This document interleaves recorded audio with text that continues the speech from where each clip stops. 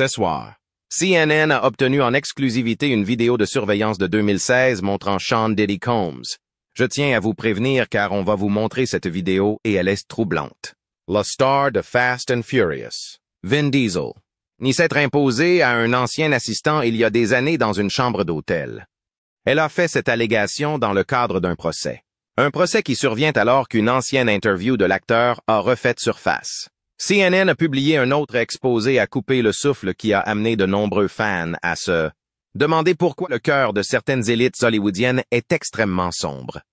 Il y a quelques semaines, la société de presse a publié des images de Diddy frappant Cassie Ventura dans un hôtel, ce qui a suscité l'indignation sur la toile, obligeant le magnat de la musique à présenter des excuses. Juste au moment où la poussière était sur le point de retomber, CNN aurait ajouté une autre vidéo divulguée dans le mix, générant une autre tempête de feu.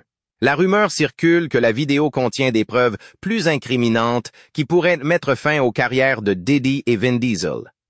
Quelle est la prétendue preuve à charge dans les prétendues images? Comment cela affecterait-il réellement le statut et la carrière de Diddy et Vin Diesel dans l'industrie du divertissement?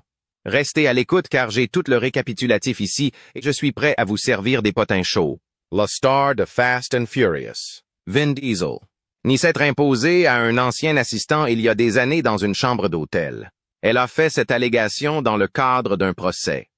Un procès qui survient alors qu'une ancienne interview de l'acteur a refait surface.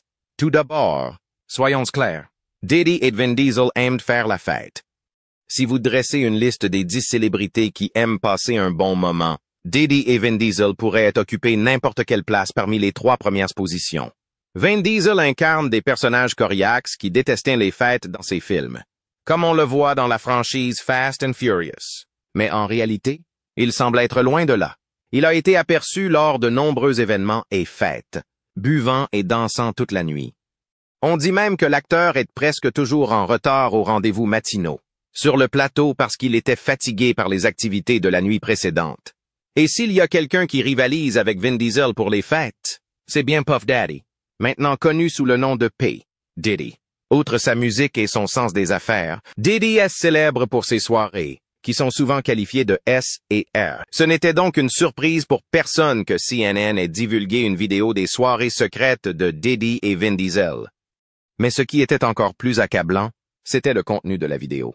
Certaines sources affirment que la vidéo montrait Diddy et Vin Diesel semblant participer à des activités illicites. On ne sait pas exactement d'où l'agence de presse a obtenu la prétendue vidéo, mais beaucoup de gens soupçonnent qu'elle l'a obtenue du gouvernement fédéral. En mars, des agents de sécurité de la sécurité intérieure ont pris d'assaut les maisons de Diddy à Los Angeles et à Miami, détruisant une multitude d'équipements électroniques, d'ordinateurs portables et de caméras. Ainsi, on pense que ladite vidéo faisait partie des images saisies au domicile de Diddy et divulguées à la presse. Beaucoup de ceux qui ont vu le contenu l'ont décrit comme maléfique et déprimant. Probablement la principale raison qui a déclenché les raids en premier lieu. Maintenant, avant de rejeter toutes ces affirmations comme de la foutaise, sachez qu'une affaire est en cours contre Diddy devant les tribunaux, l'accusant de s'être imposé aux femmes et aux hommes contre leur consentement. La poursuite intentée par Rodney Jones Jr. accuse également le PDG de Bad Boy Entertainment de diriger un connard et St. Son air avec ses cohortes. Il affirme que Diddy dispose d'images de surveillance de toutes les soirées secrètes, activités illégales et transactions commerciales dans ses maisons. Et c'est ici que le cookie s'effondre. Selon Rodney Jones Jr., Diddy invite des célébrités de premier plan à ses soirées, les accroche avec des bits et les fait coucher avec des jeunes hommes et femmes. Il les enregistre ensuite devant une caméra et utilise les images pour les faire chanter. L'une de ces célébrités semble être l'acteur de Freedom, Cuba Gooding Jr. La poursuite ne prétend pas explicitement que Gooding était l'une des victimes de Diddy, mais ses activités en font un suspect principal. Dans le procès, Rodney Jones affirme que Diddy l'a mis en contact avec Gooding pour l'aider avec des trucs musicaux.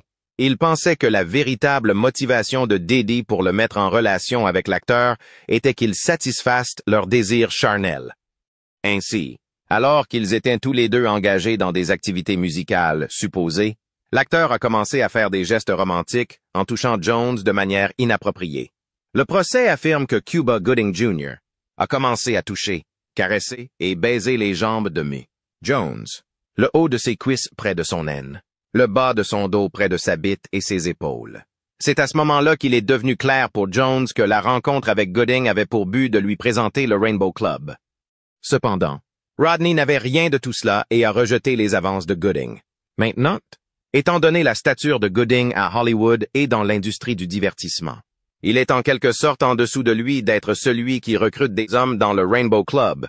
La seule façon pour lui de s'abaisser si bas pour jouer ce rôle était lorsque Didi avait des saletés sur lui, ce qui pourrait prendre la forme d'image de l'acteur engagé dans des activités illégales. Il est donc possible que Gooding ait été victime de chantage pour qu'il couche avec Rodney Jones afin qu'il le rende gay pour le plaisir de Didi. Attention. Avant que Gooding ne soit amené, Didi avait tenté en vain à plusieurs reprises d'attirer Rodney Jones dans son lit, selon le procès. Je vous apporte tout cela parce que je veux que vous compreniez comment Vin Diesel s'inscrit dans le grand schéma des choses. Vous voyez comment Didi aurait fait chanter Cuba Gooding pour qu'il exécute ses ordres. Il est possible qu'il ait enregistré Vin Diesel dans le cadre d'une activité illégale et qu'il utilisait la cassette pour le faire chanter. Après tout, Vin Diesel est un fêtard qui donnerait sa vie pour assister à certaines des soirées les plus glauques d'Hollywood. Alors, quelle meilleure façon de le piéger et de l'influencer que de l'emmener à une fête et de le mettre en contact avec des filles mineures? Maintenant, je suis d'accord. C'est dégoûtant et bizarre, mais à bien y penser, Vin Diesel n'est pas non plus un personnage innocent. Il y a quelques années, son ancien employé l'a poursuivi en justice pour avoir tenté de s'imposer à elle lors du tournage d'un des films de la franchise Fast and Furious. La nouvelle, relayée par CNN, indique que la poursuite découle d'un incident survenu en 2010, au cours duquel l'ancienne assistante de Diesel, Asta Jonasson, allègue que Diesel s'est imposé sur elle dans une suite d'hôtels à Atlanta et s'est branlé sa queue devant elle. Les documents judiciaires ont montré que la société de production de Diesel, One Race, avait embauché Mme Jonasson pour assister l'acteur à divers titres. Il s'agissait notamment d'organiser des fêtes et de s'assurer qu'elle était à Pacan. Et proximité sur les photos lorsque l'acteur assistait à des soirées sans sa petite amie, Paloma Jimenez. Pourtant, un soir, l'acteur a appelé Mme Jonasson dans sa chambre d'hôtel sous l'impression de l'aider à régler certaines affaires. En arrivant dans sa chambre, l'acteur a commencé à lui faire des avances romantiques, la mettant mal à l'aise. C'est ainsi que le procès raconte le déroulement des événements. Un soir, peu après l'arrivée de Jonasson, la sécurité de Diesel l'a appelé et lui a dit qu'il ne répondait pas au téléphone, mais qu'il devait quitter sa chambre à l'hôtel Sainte, Regis. Lorsqu'elle a informé Diesel, l'acteur a craint l'a tiré sur son lit, indique le procès. Jonasson lui a dit de s'arrêter et s'est battu pour échapper à son emprise, selon le procès, finissant par sortir de la chambre en courant vers la porte. L'acteur lui aurait demandé de garder la porte fermée, puis il l'aurait serrée de force par derrière et aurait commencé à la toucher de manière inappropriée. Il l'a ensuite retournée et a embrassé de force tout cela tout en tentant en vain de lui retirer ses sous-vêtements. Pendant ce temps, la malheureuse assistante n'arrêtait pas de pleurer et de supplier l'acteur d'arrêter et de contrôler ses pulsions.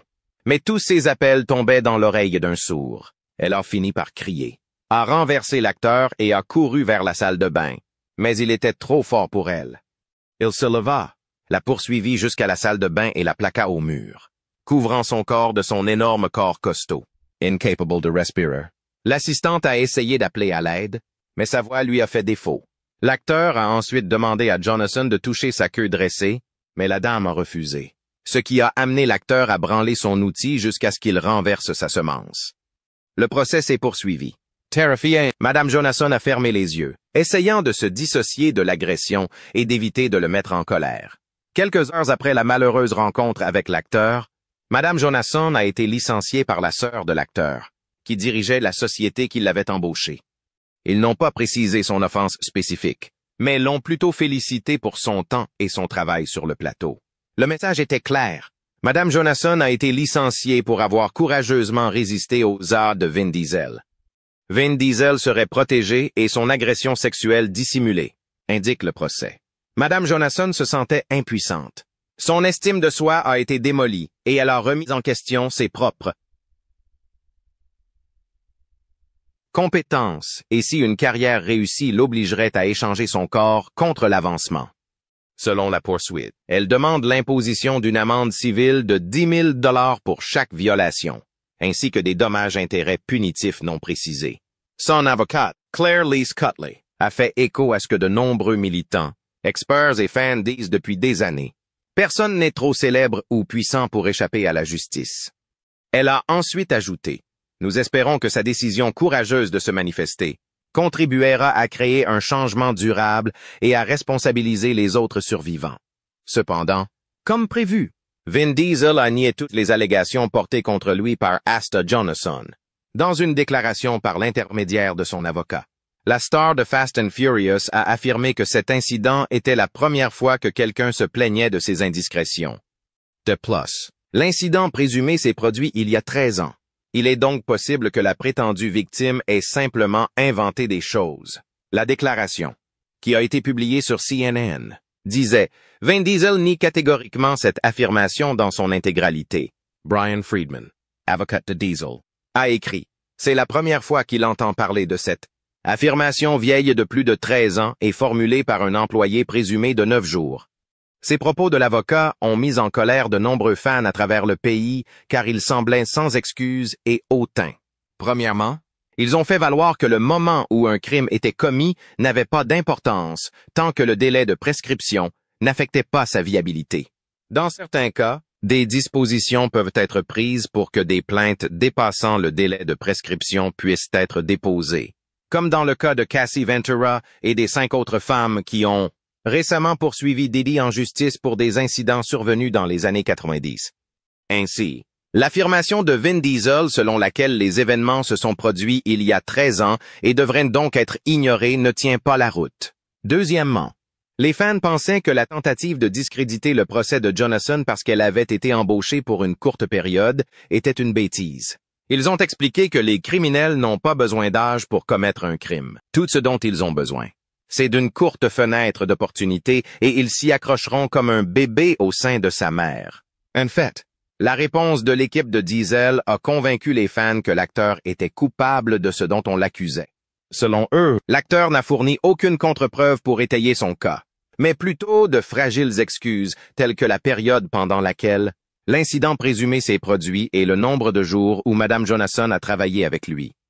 Selon eux, cela rappelle les excuses et les défenses similaires avancées par les élites dans le passé lorsqu'elles étaient accusées de délits similaires. Par exemple, lorsque Cassie a déposé sa première plainte contre Diddy en novembre dernier, le magnat de la musique a nié toutes les allégations. Il a qualifié ces allégations de mensonges sans fondement et scandaleux et a accusé Cassie de l'avoir fait chanter pour qu'il paye 30 millions de dollars. Son avocate, Benjamin Brafman, a affirmé que Cassie avait menacé d'écrire un livre détaillant tout ce qu'elle avait vécu au cours de sa relation de 10 ans avec le magnat s'il ne payait pas. Fait intéressant.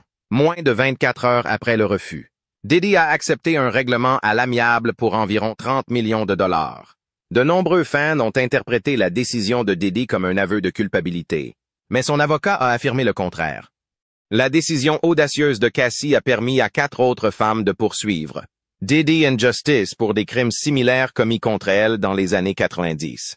Une fois de plus, le magnat de la musique a nié toutes leurs accusations et a appelé au bluff, insistant sur le fait qu'il cherchait simplement un paiement rapide. Cependant, certains costumes contiennent des photos de Diddy avec ses femmes et ses amis dans ses studios.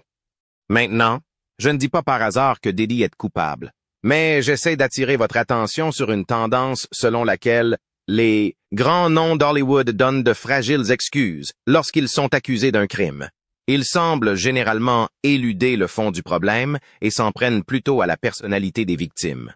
On dirait qu'ils font cela parce qu'ils savent qu'ils peuvent s'en tirer malgré tout ce dont ils ont été accusés.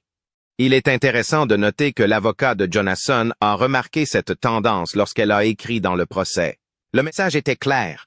Madame Jonasson a été licenciée pour avoir courageusement résisté à l'assaut de Vin Diesel. Vin Diesel serait protégé et son crime dissimulé. Il est généralement admis que l'élite d'Hollywood est capable d'échapper au crime, qu'elle commet parce qu'elle dispose du pouvoir de star et de l'argent correspondant. Ces personnes semblent avoir des liens et des affiliations profondément ancrés dans les systèmes judiciaires et policiers. Il faudra donc un mouvement irrésistible comme le mouvement MeToo ou un grand nombre de victimes pour les amener à rendre des comptes. Ils sont le reflet du côté sombre d'Hollywood, où les riches et les puissants profitent des pauvres et des vulnérables. Combien de fois n'avons-nous pas entendu des histoires de ces élites malmenantes et maltraitant d'autres qu'elles perçoivent comme inférieures à elles et qui pourtant s'en sont tirées? Ceux qui ont finalement été traduits en justice y sont parvenus parce que leurs victimes étaient trop nombreuses pour être ignorées. Je parle de Bill Cosby, Harvey Weinstein et R. Kelly. Cependant, d'autres, qui n'ont été accusés que par quelques personnes de crime, sont toujours en liberté car ils peuvent engager les meilleurs avocats pour les défendre. De nombreux fans pensent que le système judiciaire est biaisé en faveur des riches et des puissants, et que les pauvres doivent se rassembler en masse pour que leur voix soit entendue. La même chose semble se produire dans le cas de Vin Diesel. Il semble que Mme Johansson n'ait pas eu le courage, le pouvoir et l'argent pour poursuivre la star de Fast and Furious plus tôt, car elle avait peur de perdre l'affaire. Attention, il lui a fallu 13 ans après coup pour poursuivre l'acteur en justice. Elle s'est probablement demandé à quoi bon poursuivre une affaire dont on sait au fond qu'elle ne mènerait à rien. Curieusement, elle a déposé sa plainte environ 1 mois après que Cassie ait poursuivi Vin Diesel. Ce qui présuppose que la plainte de Cassie lui a donné la confiance et l'impulsion nécessaires pour s'exprimer. Si Cassie n'avait pas poursuivi Diddy, Mme Johansson n'aurait probablement pas osé poursuivre Vin Diesel. Heureusement pour Cassie, Diddy s'est rapidement installé. De plus, d'autres victimes présumées de Diddy sont venues raconter leurs histoires, ce qui correspondait d'une manière ou d'une autre à l'expérience de Cassie. Cela a semblé faire valoir le cas de Cassie et lui donner une certaine crédibilité. Malheureusement, Mme Johansson semble être seule et je ne sais pas si vous l'avez remarqué, mais l'avocat de Vin Diesel a insinué que Mme Johansson était la seule victime présumée de l'acteur. Maintenant, ce que l'avocat pourrait laisser entendre, c'est qu'elle n'avait aucun dossier à moins qu'elle ne soit rejointe par une multitude d'autres survivants. Selon lui, Mme Johansson pourrait mentir car elle était la seule à exprimer son expérience peu recommandable avec la star d'action. Vous voyez donc à quel point le système judiciaire semble biaisé? Considérez maintenant ceci. Les mêmes allégations ont-elles été faites par une actrice de premier plan? Serait-il traité avec mépris de la même manière que Vin Diesel et son avocat ont traité Mme Johansson? C'est pourquoi son avocat estime que personne ne devrait être au-dessus des lois. Elle soutient que la loi ne devrait pas donner l'impression de favoriser un parti en raison de son statut, de son influence, de sa richesse et de son pouvoir. La justice doit être rendue quel que soit le diplôme ou l'ascendance de la personne. Heureusement pour Mme Johansson et son avocat, il semble exister des preuves pour étayer leurs affirmations. La fuite des images présumées mettant en vedette Vin Diesel et Diddy Lore de soirées secrètes pourrait contenir des preuves corroborant leur histoire. Comme je l'ai déjà noté dans la première partie de la vidéo, Diddy aime enregistrer tout ce qui se passe lors de ces soirées. Par ailleurs, au moins 3 des victimes qui l'ont poursuivi en justice affirment qu'il les a enregistrées. Selon Cassie, Diddy lui faisait des conneries et la forçait à coucher avec plusieurs hommes tout en enregistrant l'activité. Plus tard, il montrait la vidéo à ses amis proches et ils en riaient. La deuxième femme à poursuivre Diddy après Cassie, Joey Dickerson Neal, a également accusé Diddy de s'être forcé sur elle et d'avoir enregistré l'intégralité de l'épisode. Elle a affirmé avoir été informée de la vidéo après qu'un des acolytes de Diddy l'en ait informé. Ensuite, il y a Rodney Jones Jr., qui a également affirmé que le magnat de la musique l'avait forcé à coucher avec des promeneurs et à les filmer ensuite. Ainsi, d'après les témoignages de ces 3 victimes, il ne fait aucun doute dans l'esprit des fans que Diddy adore conserver des enregistrements vidéo de ses escapades. Il n'est donc pas exagéré de penser qu'il pourrait y avoir une vidéo détaillant les activités de Vin Diesel et Diddy lors de leur soirée secrète. De plus, étant donné l'incident présumé de Vin Diesel avec Mme Johansson et les problèmes de Diddy avec ses victimes présumées, les 2 hommes semblent avoir beaucoup en commun. Il est donc possible qu'ils aient fait la fête ensemble dans le passé. Et si vous ne savez pas ce qui se passe lors des célèbres soirées Diddy, quelques personnes nous ont donné leur avis. L'année dernière, 50 Cent a affirmé qu'il avait arrêté d'assister aux soirées de Diddy parce qu'il n'était pas satisfait de tout ce dont il avait été témoin. Il a subtilement accusé Diddy d'être connard, insinuant que la fête était pour connards. C'est pour ça que je n'irai pas à ces soirées gonflées, a déclaré le rappeur sur scène lors de son dernier tour de tournée en Europe. Diddy t'a serré dans ses bras par devant et par derrière en même temps? Tu parles de ça? Écoutez, si vous aimez ça, vous êtes intéressé par ça. Ça me va. Chacun son truc. Je dis juste que ce n'est pas mon genre de soirée MF. C'est inconfortable. Je pense que ma place est dans les toilettes des filles quand des choses comme ça se produisent. Si vous ne croyez pas 50 Cent à cause de sa rivalité avec Diddy et Jay-Z, considérez au moins ce que Mark Curry avait à dire à propos des soirées de Diddy dans une interview avec un podcasteur. Curry, qui avait déjà signé chez Bad Boy Records, a affirmé que pendant qu'il était sur le label, il serait informé des soirées organisées par Diddy, mais il a été prévenu que ce n'était pas son genre de soirée. Il a affirmé avoir assisté à quelques soirées où il avait vu des choses qui l'avaient profondément secoué.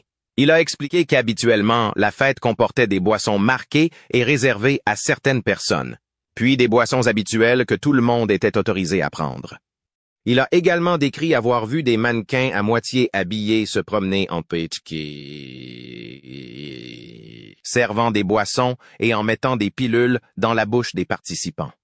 Il a affirmé que certaines des choses qu'il avait vues là-bas étaient trop sauvages pour qu'il ne sache pas s'il pourrait s'y adonner à l'âge de 14 ans. Lorsque Howard Stern l'a insisté sur le genre de soirée qu'il s'agissait, le chanteur du Oui n'a pas répondu. Lorsqu'on lui a demandé s'il permettrait à ses enfants de rester avec Diddy aussi longtemps qu'il l'a fait, Usher a répondu « Bon sang, non ». Toutes les victimes de Diddy qui l'ont poursuivi en justice l'année dernière ont affirmé l'avoir rencontré lors d'une fête et il les avait invités chez lui. Là, il a bu leur boisson et les a ensuite forcés à commettre des actes humiliants et dégradants. Rodney Jones affirme même que le magnat de la musique transportait ses jets privés lors de fêtes et les distribuait aux participants.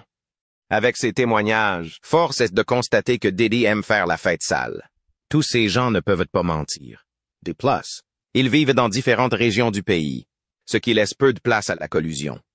Le problème est que Diddy et Vin Diesel sont tous deux des fêtards, et tous deux ont de graves allégations autour du cou comme un albatros. D'après les allégations portées contre eux, il semble qu'ils aiment profiter des femmes de leur entourage. Donc, avec ces intérêts communs, il est possible qu'ils se soient rencontrés lors de quelques fêtes sauvages, de Diddy et In probablement fait quelque chose que les lois désapprouvent. Diddy, qui aime tout filmer, du moins selon ses victimes, aurait pu enregistrer certaines de ses escapades. Les autorités fédérales auraient pu retrouver certaines de ces cassettes lors du raid et les divulguer à la presse. En fait, je n'ai pas encore vu la prétendue vidéo. C'est si ça existe. Si cela existe, alors Diddy et Diesel pourraient avoir plus de problèmes qu'ils ne le pensent. Ce qui m'amène à la fin de la vidéo d'aujourd'hui. Merci d'avoir regardé.